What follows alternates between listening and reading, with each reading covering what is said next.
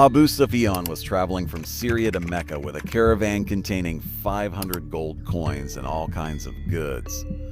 But in between, there was a major problem. To reach Mecca, he had to pass near Medina. And in Medina, Muslims were ready to raid this caravan. So Abu Sufyan... Wait a minute. Muslims were raiding a caravan? How could Muslims raid a caravan? And that too in the month of Ramadan. Actually, 1 year before the Battle of Badr, when Muslims migrated from Mecca to Medina, they didn't take anything with them, except the clothes they were wearing. The Meccans, to anger them, had sold all their things, lands, and houses, and this was the caravan containing many items that had been looted from the Muslims of Mecca. So Muslims weren't looting, rather they were taking revenge for the items looted from them. So Abu Sufyan, the head of this caravan, was worried that if he went by this route, the Muslims would not spare him. So he changed his route and sent a letter to Mecca asking Meccans to come at full speed to help the caravan. As soon as that person reached Mecca, he went near the Kaaba, cut off his camel's ears and nose, tore his clothes, and began shouting loudly for help. This was a custom in those times to show emergency. The Muslim army had already left to stop the caravan. Abu Jahl asked that messenger how many men were there.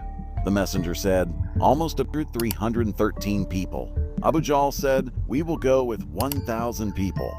Then he asked, how many horses do they have? The man said, almost about 2 horses. Abu Jahl said, we will take 100 horses. Then he asked, how many camels are in the Muslim army? He said, about 70 camels would be there. We'll bring Abu Sufyan's caravan left the main road and took another route, escaping from the Muslim army. So now there was no need to fight because the caravan had escaped. But Abu Jahl said that even if the caravan escapes, we will not spare these Muslims because we have 3 people for killing each one of them.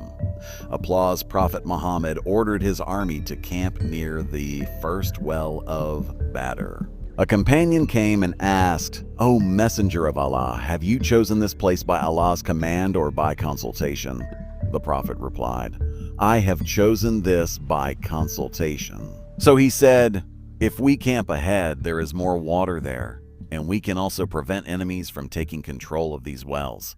The Prophet liked this advice very much, and the entire army moved from this place to that place at midnight. The next day, when Abu Jahl's army appeared, it was 3 times larger than the Muslims. Utbah, a very rich Meccan businessman, came forward with his brother and son and challenged the Muslims if anyone could come and fight them. 3 Ansars from Medina came forward to fight them, but Utbah said, who are these? We want to cut off the heads of our brothers who have rebelled against the religion of their forefathers. Hazrat Ubaid and 24-year-old Ali came forward, and the battle began. Hazrat Ubaid was wounded, but Utbah, his brother, and his son, all 3 were killed. Utbah's son, Hudhaifa, who was in the Muslim army, witnessed his father, brother, and uncle being killed, but he remained in the Muslim army. Muslims knew that their army was very small compared to the enemy, so they adopted a defensive strategy, saying, we won't move from our position, you come and attack. With this, Abu Jahl ordered a full-fledged attack because he thought it would be a 2-minute job. Just finish and leave from here. But that didn't happen. Gradually, for each Muslim, 5 disbelievers started dying. The disbelievers' army retreated and became tense, thinking, we are 3 times more than them, and we can't even move them from their position. Meanwhile, Muslims changed their ranks and brought fresh people to the front. Abu Jahl ordered a full-fledged attack again, but the same thing happened, and the disbelievers' army started retreating. But this time, Muslims attacked them, and the disbelievers' army began fleeing from Badr in all directions. Abu Jahl was killed. In Mecca, everyone was waiting for news of victory, because in the last 60 years, the Quraysh of Mecca had not suffered any major defeat, and almost 65 years ago, they had even defeated Abraha's army of 600, because of which the entire Arabia considered Quraysh as their leader. But now the Quraysh of Mecca had been defeated by just 313 people. At first, when people who fled from the battle reached Mecca, no one believed them, thinking it's impossible that we lost the battle. But gradually they began to understand that they had lost this battle and their respect in all of Arabia.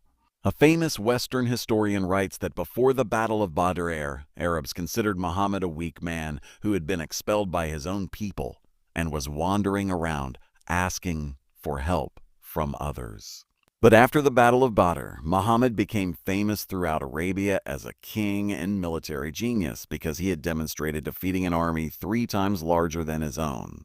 When Muslims reached Medina with news of victory, there was happiness and celebration everywhere. But as soon as the messenger of Allah entered his house, he learned that his beloved daughter Ruqayyah, whom he loved very much, had died just a few days ago. The messenger of Allah was very saddened by this, but to keep the Muslims' happiness and celebration going, he didn't mention his grief to anyone.